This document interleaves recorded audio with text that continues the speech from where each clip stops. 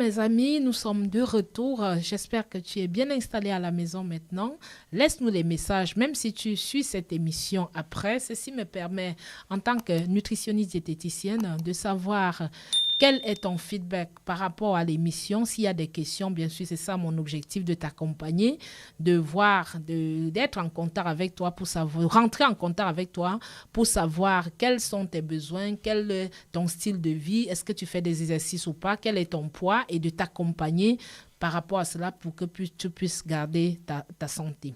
Donc, les conseils de fin par rapport à ce sujet aujourd'hui, l'hydratation, c'est qu'il faut boire de l'eau, comment boire de l'eau, quelles sont les astuces qu'on peut utiliser pour facilement boire de l'eau sans oublier. Comme mon ami qui vient de me dire depuis le matin, je n'ai même pas bu une goutte d'eau. C'est en suivant ton émission que je me rappelle que je dois boire de l'eau. Donc, comment faire pour ne pas se retrouver dans son cas? Je ne cite pas son nom, bien sûr, puisqu'il est mon ami. Donc, la première des choses, c'est de boire de l'eau régulièrement. Oui, boire de l'eau régulièrement. Dans les marchés aujourd'hui, nous avons des gourdes qui ont des capsules fermées ou alors juste des petites bouteilles d'eau comme celle que j'ai ici aujourd'hui. En fermant, vous mettez dans votre sac, même si c'est votre sac à main, votre sac d'eau, vous n'avez aucun risque. L'eau ne peut pas couler dans votre sac. Parce que quand il faut aller acheter de l'eau avant de boire, on peut se retrouver toute une journée sans avoir boire de l'eau. Donc, c'est déjà la première chose à faire.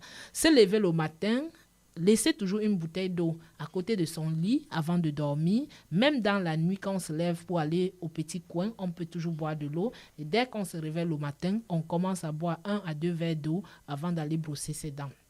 Sortir de la maison ayant son eau dans le sac.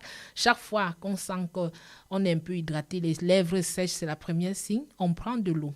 L'autre conseil que je peux donner, c'est de s'hydrater. Pour ceux qui font du sport, de prendre de l'eau avant, pendant et une bonne quantité d'eau après le sport pour faciliter la régénération, pour faciliter la récupération, pour faciliter aussi le sommeil, parce que quand vous buvez de l'eau, le sommeil est régulé et vous pouvez bien dormir sans avoir de stress. L'autre point, c'est d'opter pour des aliments très riches en eau comme les pastèques, les légumes et les fruits. Pas seulement l'eau, mais ceci aussi va donner des fibres pour votre corps et au même moment, ceci va vous réguler. Donc, il faut boire. Voilà les astuces que vous pouvez utiliser. N'attends pas quand tu as soif avant de boire de l'eau parce que généralement, on dit quand tu vas chez le médecin, il te prescrit le sport, c'est que ton cas est déjà lourd. Donc, n'attends pas quand tu as soif avant de boire.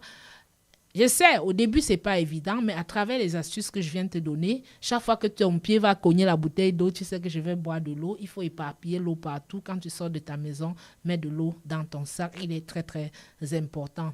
Donc, bois toujours 15 minutes avant de manger et après avoir mangé aussi, bois. Et apprends à mastiquer parce que si tu ne mastiques pas, tu vas boire de l'eau pendant que tu manges et ceci va se mélanger avec les sucres et ça peut causer parfois des problèmes de constipation. Boire de l'eau pour permettre au microbiote d'écraser toutes ces fibres que tu vas lui donner afin que ton système immunitaire puisse être protégé.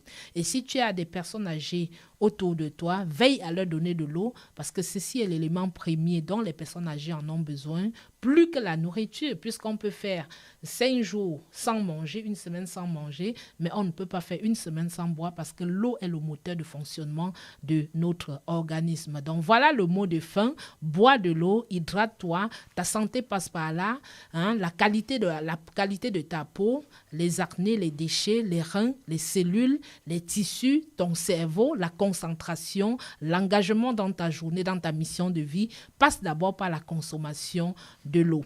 Alors, laisse-moi des commentaires et n'hésite pas à me contacter pour te donner des conseils, pour t'accompagner, pour que tu puisses garder ta santé et de pouvoir accomplir ta mission de vie.